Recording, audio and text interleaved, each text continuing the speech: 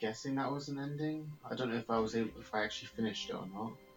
All of his co-workers were gone. What could it mean?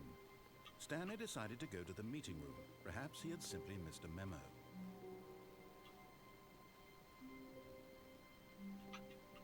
When Stanley came to a set of 2 open doors, he entered the door on his left.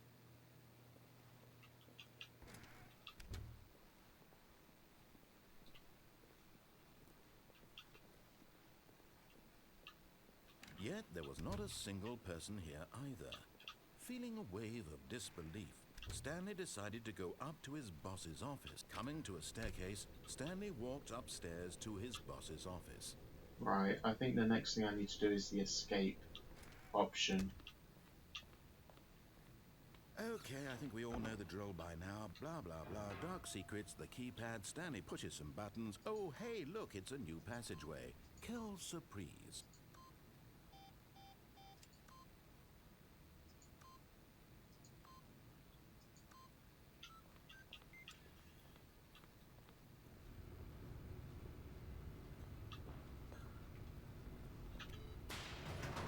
Okay, so it keeps track on how many times you redo things.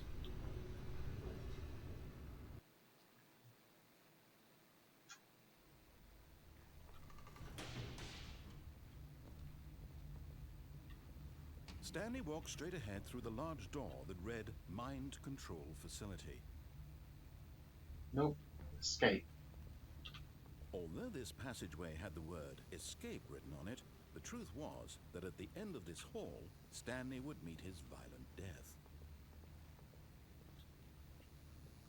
Yeah, okay. The door behind him was not shut. Stanley still had every opportunity to turn around and get back on track. At this point, Stanley was making a conscious, concerted effort to walk forward and willingly confront his death.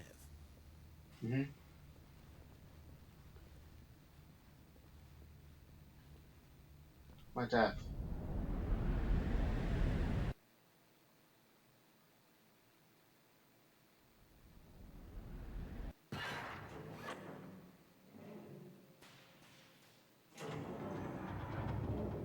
As the machine whirred into motion and Stanley was inched closer and closer to his demise, he reflected that his life had been of no consequence whatsoever. Stanley can't see the bigger picture. He doesn't know the real story, trapped forever in his narrow vision of what this world is. Perhaps his death was of no great loss, like plucking the eyeballs from a blind man. And so he resigned and willingly accepted this violent end to his brief and shallow life. Farewell, Stanley.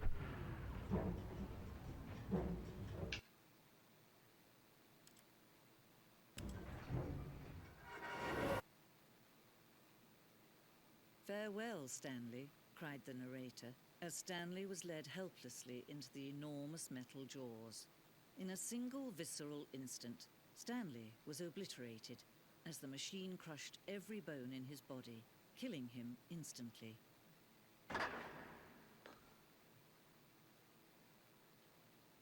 But I'm not dead. The Stanley Parable. And yet it would be just a few minutes before Stanley would restart the game, back in his office, as alive as ever. What exactly did the narrator think he was going to accomplish? When every path you can walk has been created for you long in advance, death becomes meaningless, making life the same. Do you see now? Do you see that Stanley was already dead from the moment he hit start?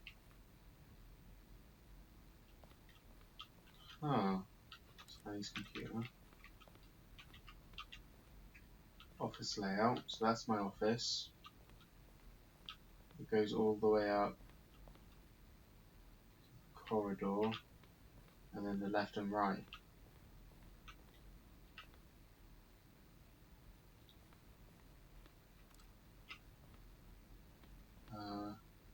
The office.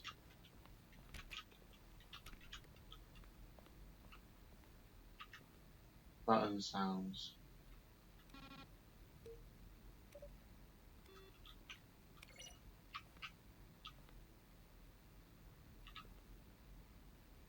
Sounds used throughout the game.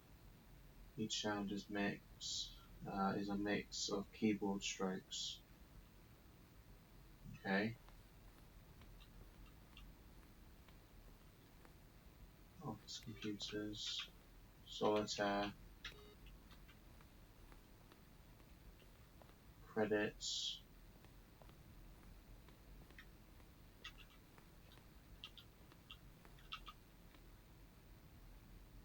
early version of the maintenance room.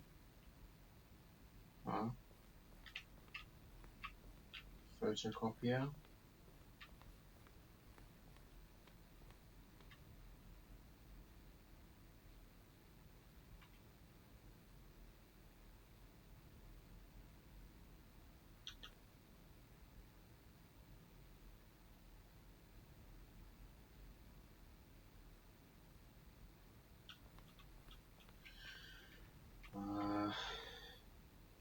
Early version of the lounge. I haven't been to the lounge yet, I don't know what that is.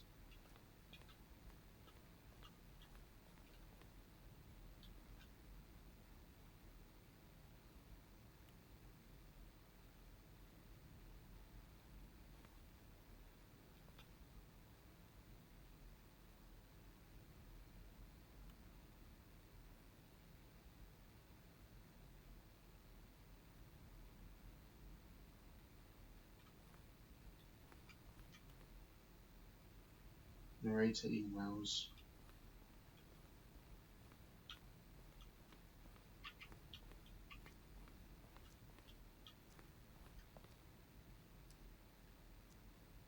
Apartment timer.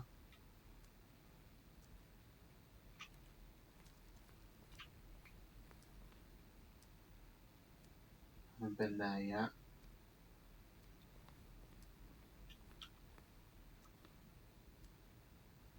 Haven't been there yet. So a lot of these places I haven't been. This is like a spoiler room pretty much.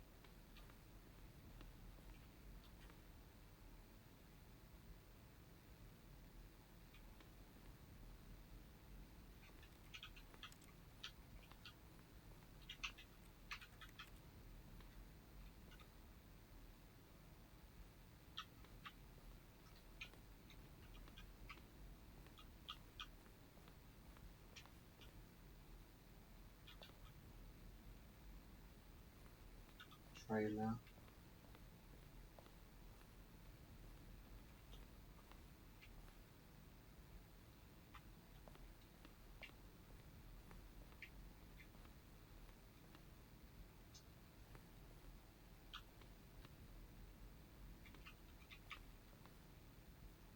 Countdown desk.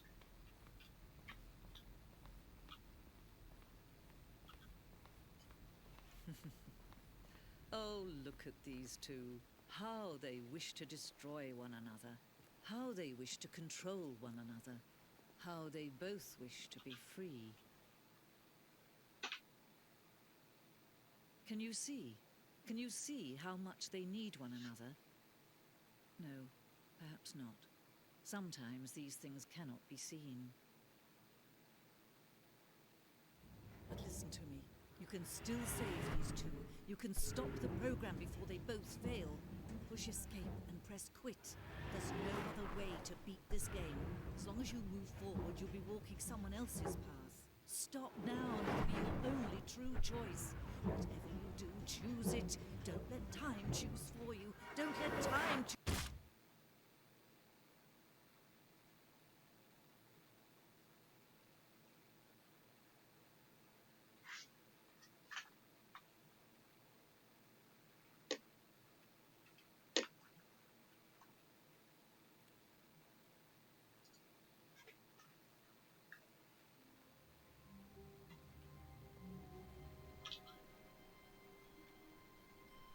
Okay.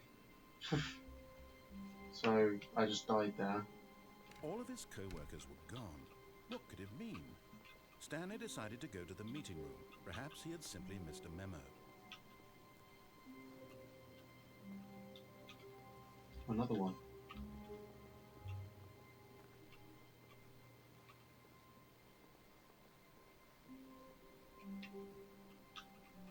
When Stanley came to a set of 2 open doors, he entered the door on his left. Door on my left.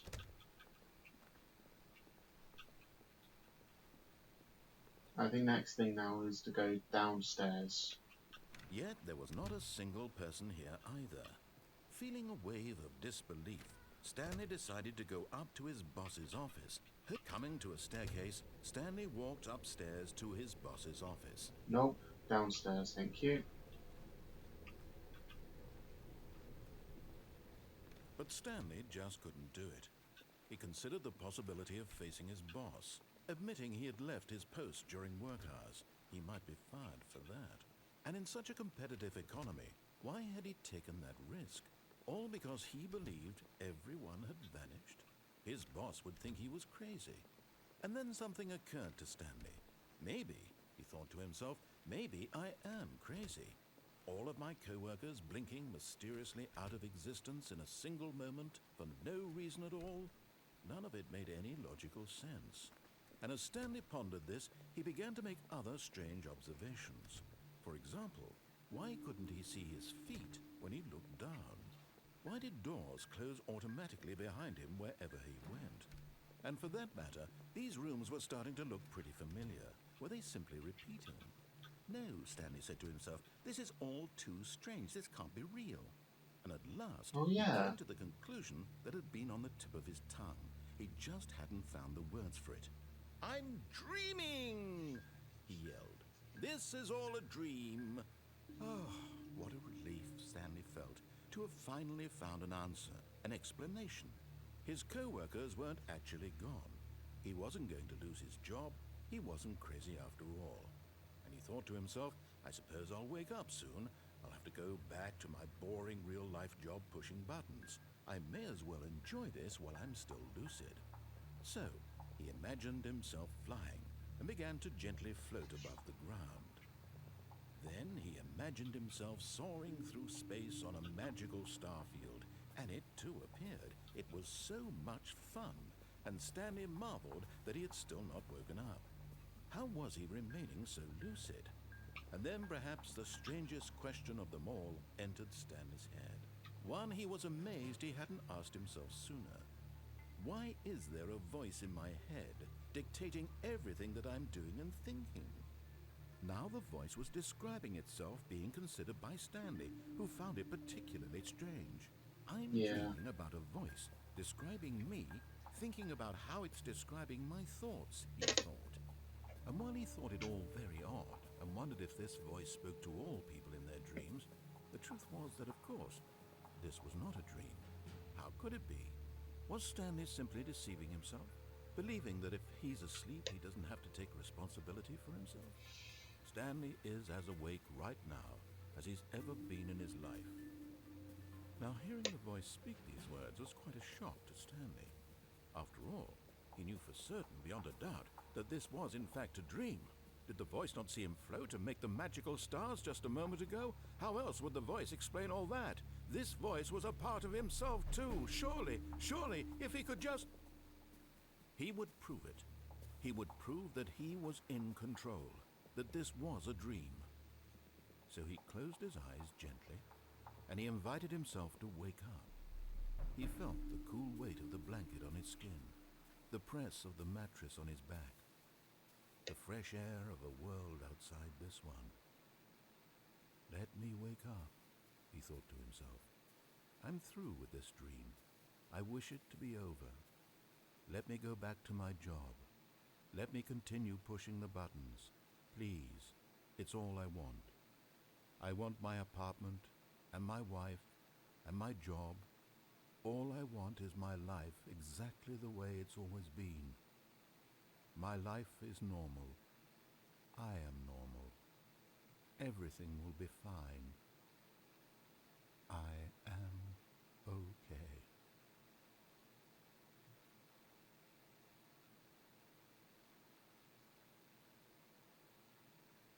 Stanley began screaming. Please, someone, wake me up. My name is Stanley. I have a boss. I have an office. I am real. Please, just someone tell me I am real. I must be real. I must be. Can anyone hear my voice? Who am I? Who am I? black.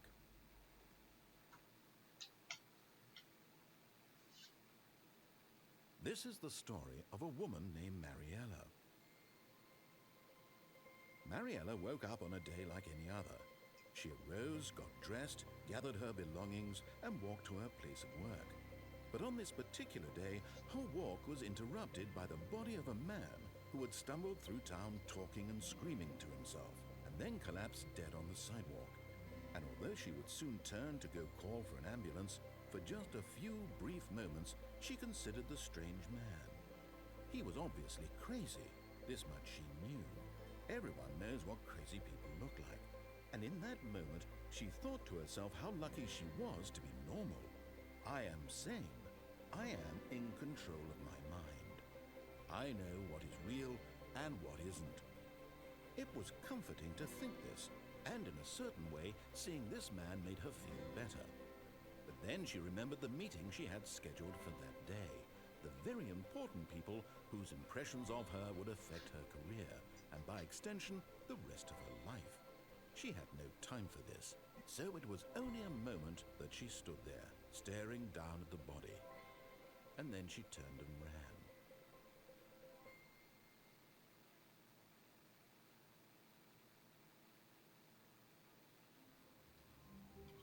Okay, so in that ending, Stanley went crazy and died. So all the ones I've got at the moment, he's died in. Every single one. Already this was uncomfortable, and Stanley decided that as soon as he found a new space he felt safe in, that he would never leave it again in his life.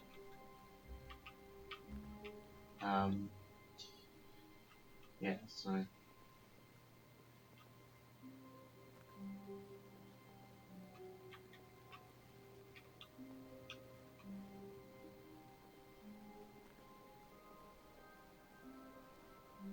When Stanley came to a set of 2 open doors, he entered the door on his left. I think I've done all the endings on that side now. So I'm going to go this way. This was not the correct way to the meeting room, and Stanley knew it perfectly well. Perhaps he wanted to stop by the employee lounge first, just to admire it.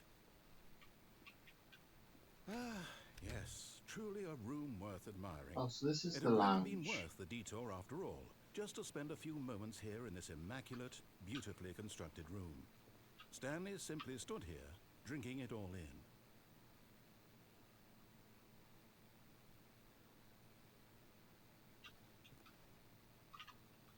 Yes, really, really worth it being here in the room. A room so utterly captivating that even though all your co-workers have mysteriously vanished, here you sit looking at these chairs and some paintings. Really worth it. But eager to get back to business, Stanley took the first open door on his left. Okay, so that, by the looks of it, takes me back to the meeting room, which I've already done, so I'm going to go this way. Stanley was so bad at following directions, it's incredible he wasn't fired years ago. The cargo room. Okay. There's a railing there.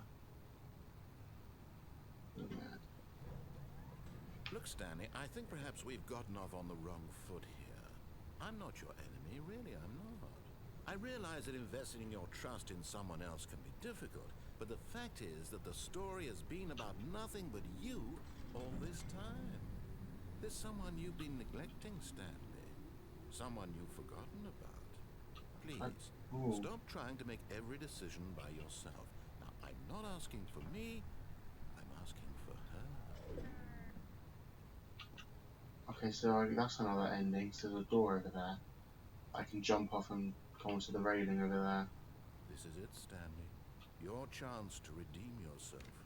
To put your work aside. To let her back into your life. She's been waiting. That's her, Stanley. You need to be the one to do this. To reach out to her. If you can truly place your faith in another, then pick up the phone.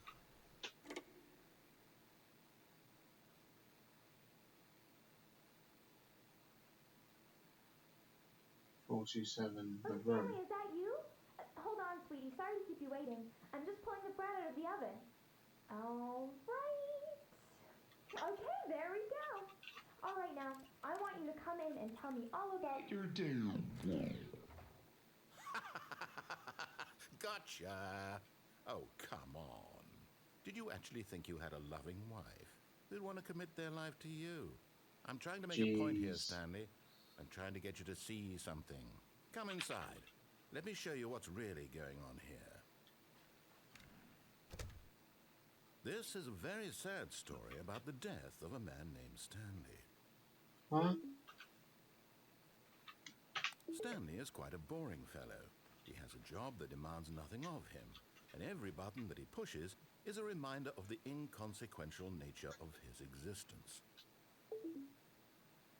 Press U. Look at him there, pushing buttons, doing exactly what he's told to do. Now he's pushing a button. Now he's eating lunch. Now he's going home. Now he's coming back to work. One might even feel sorry for him, except that he's chosen this life. Press 4. But in his mind, he can go on fantastic adventures. From behind his desk, Stanley dreamed of wild expeditions into the unknown, fantastic discoveries of new lands. It was wonderful. And each day that he returned to work was a reminder that none of it would ever happen to him. Press I to watch TV. Or press 1. And so he began to fantasize about his own job. First, he imagined that one day while at work, he stepped up from his desk to realize that all of his co-workers, his boss, everyone in the building had suddenly vanished off the face of the earth. The thought excited him terribly. Press 2. So he went further. He imagined that he came to 2 open doors and that he could go through either. At last, choice. It barely even mattered what lay behind each door. The mere thought that his decisions would mean something was almost too wonderful to behold. 9. As he wandered through this fantasy world, he began to fill it with many possible paths and destinations. Down one path lay an enormous round room with monitors and mind controls. And down another was a yellow line that weaved in many directions. And down another was a game with a baby. And he called it the Stanley Parable. Okay, I guess that's another thing in the game which I haven't seen yet. It was such a wonderful fantasy, and so in his head he relived it again, and then again, and again, over and over, wishing beyond hope that it would never end, that he might always feel this free. Surely there's an answer down some new path, mustn't there be? Perhaps if he played just one more time. But there is no answer. How could there possibly be? In reality, all he's doing is pushing the same buttons he always has. Nothing has changed. The longer he spends here, the more invested he gets, the more he forgets which life is the real one. And I'm trying to tell him this, that in this world he can never be anything but an observer, that as long as he remains here, he's slowly killing himself. But he won't listen to me. He won't stop. Here, watch this. Stanley, the next time the screen asks you to push a button, do not do it.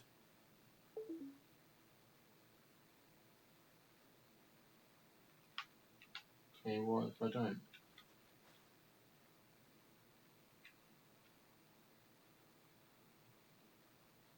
You see? Can Okay. he just not hear me? How can I tell him in a way that he'll understand that every second he remains here, he's electing to kill himself? How can I get him to see what I see? How can I make him look at himself? I suppose I can't, not in the way I want him to.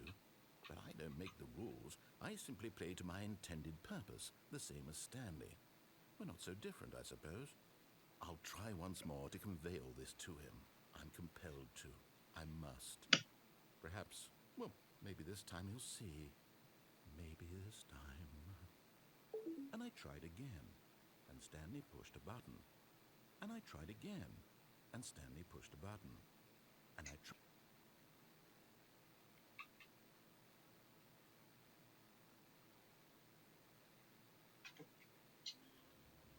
Okay.